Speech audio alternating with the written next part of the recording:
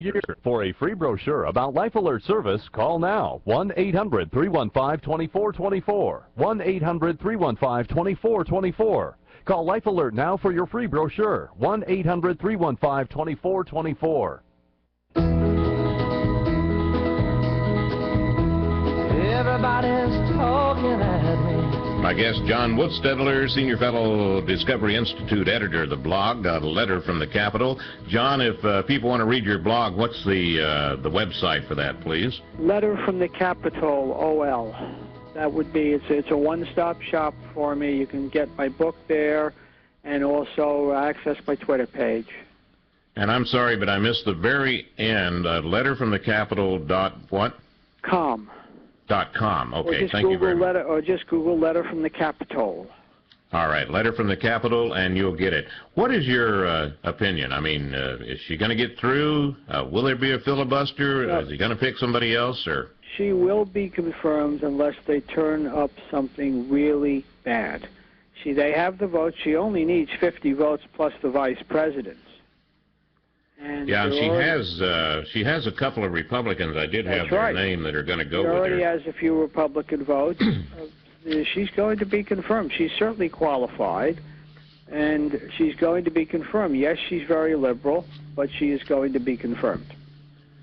Well, you know, there's this thing that I'm getting these, little reports here and there that where, you have the three branches of government, and she's sort of thinking they should be lumped in together. And a lot of people are going to be talking about that, where you shouldn't be sitting on the Supreme Court and saying, yeah, well, the executive branch, I'm going to listen to what they suggest, and that's going to be my deciding factor. And she sort of is giving that impression on a couple of her writings, I guess. Well, look, what you have is somebody who is not going to make us happy. But you would think that this is about the least likely president to make a nomination that is going to make us happy. It's that simple. Elections have consequences.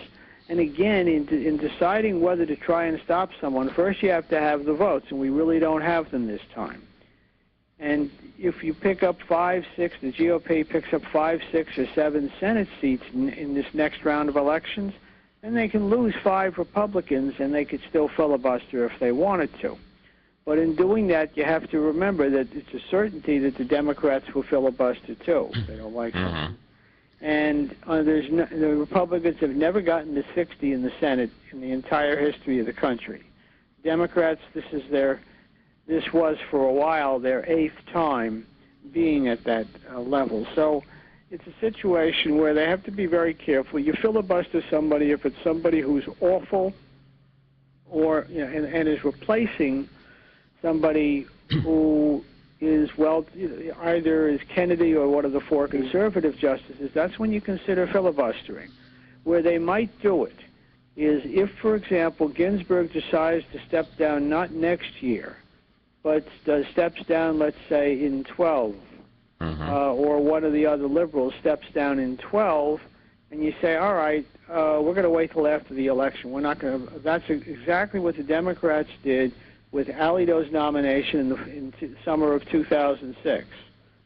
They pushed that. They pushed him into the next year. Well, she's going to be the youngest, right, John? The youngest ever, so that means she's going to be on there for a long, long, long time. Well, yeah, she's young.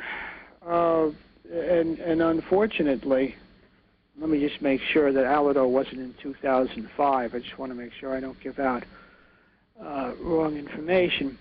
She's going to be on there a long time, and that's what happens when you don't have term limits for the Supreme Court. That's really the thing that people forget. If you had, there have been proposals to have 9 18-year terms, and they have one come up every 2 years.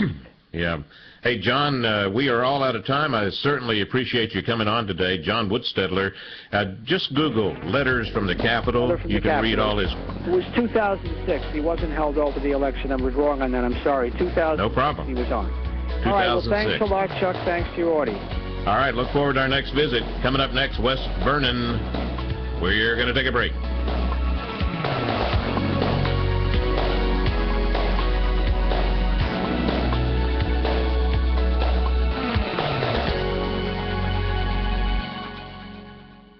Saving money is all the rage these days. Kind of the in thing to do. It's like growing a beard. Well, here's a tip for you. You could save hundreds on your car insurance by